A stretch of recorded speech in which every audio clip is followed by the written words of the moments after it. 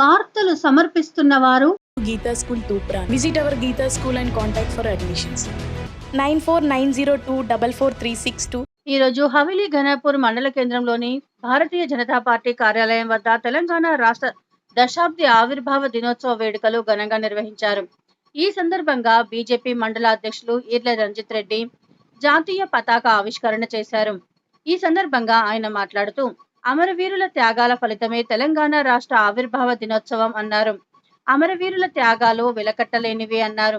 ఈ కార్యక్రమంలో బీజేపీ మెదక్ జిల్లా ఓబీసీ మోర్చా ప్రధాన కార్యదర్శి ఎక్కలదేని శ్రీపాల్, మెదక్ జిల్లా కిసాన్ మోర్చా నాయకులు వెంకట్, మండల కిసాన్ మోర్చా ఉపాధ్యక్షులు కిష్టయ్య, బూత్ అధ్యక్షులు వేణు, సుభాష్ లింగం, విష్ణువర్ధన్ రెడ్డి, సుభాష్, ప్రవీణ్ తదితరులు పాల్గొన్నారు. ఈరోజు హవేలీ ఘనపూర్ మండల కేంద్రంలో భారతీయ జనతా పార్టీ కార్యాలయం దగ్గర తెలంగాణ ఆవిర్భావ దినోత్సవ కార్యక్రమం నిర్వహించడం జరిగింది. ఇందులో భాగంగా జాతీయ పతాక ఆవిష్కరణ చేయడం జరిగింది. తెలంగాణ ఆవిర్భవించి 10 సంవత్సరాలు అవుతుంది.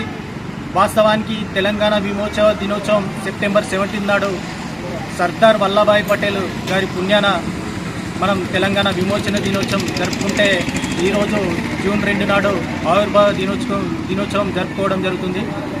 మరి ఇట్టి ఆవిర్భావం కారకులు ఏంటంటే 1400 మంది ఆత్మ బలిదానాలు చేసుకున్నటువంటి అమరవీరుల ఈ త్యాగ ఫలితమే ఈ తెలంగాణ ఆవిర్భావ దినోత్సవం. మరి ఇట్టి ఆవిర్భావ దినోత్సవం ఘనంగా జరుపుకోవడం జరుగుతుంది. మండల వ్యాప్తంగా ప్రజల ఆకాంక్షలు ఏదైతే ఉందో, గతంలో బీఆర్ఎస్ ప్రభుత్వం తెలంగాణ అమరవీరులను అవమానపరిచింది. వారికి సరైన న్యాయం చేయలేకపోయింది. మరి వాళ్ళు అవమానపరిచిరని చెప్పేసి గద్దెనెక్కినటువంటి ఈ కాంగ్రెస్ ప్రభుత్వం కూడా తెలంగాణ అమరవీరుల పట్ల నిర్లక్ష్యం వహిస్తుంది. తెలంగాణ అమరవీరులకి కుటుంబాలకి దాదాపు 5 లక్షల రూపాయలు అలాగే ఇంటి స్థలం ఇస్తా అన్నటువంటి సీఎం రేవంత్ రెడ్డి గారు మరి ఏమైంది హామీ అని చెప్పేసి నేను హవేలీ ఘనపూర్ మండల శాఖ తరఫున మేము ప్రశ్నిస్తూ ఉన్నాం. కేసీఆర్ గారు అమరవీరులను నిర్లక్ష్యం చేసిండు, మేము న్యాయం చేస్తామని చెప్పినటువంటి రేవంత్ రెడ్డి గారు మరి ఆ కుటుంబాలకు ఎక్కడ న్యాయం అని చెప్పేసి మేము హవేలీ ఘనపూర్ మండల శాఖ తరఫున మేము ప్రశ్నిస్తున్నాం. భారతీయ జనతా పార్టీ పార్లమెంట్లో సుష్మా స్వరాజ్ గారు గొంతు విప్తేనే ఇక్కడ తెలంగాణ అనేది సాధ్యమైంది. భారతీయ జనతా పార్టీ కృషి కూడా వినలేనిది.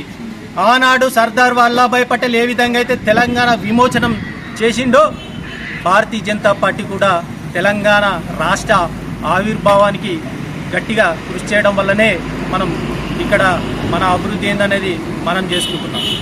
మరి ఇట్టి తెలంగాణ ఆవిర్భావ క్రమంలో ఎంతోమంది అమరులు వాళ్ళ ప్రాణాలు త్యాగాలు చేస్తే ఇది మన కళా సహకారమైంది.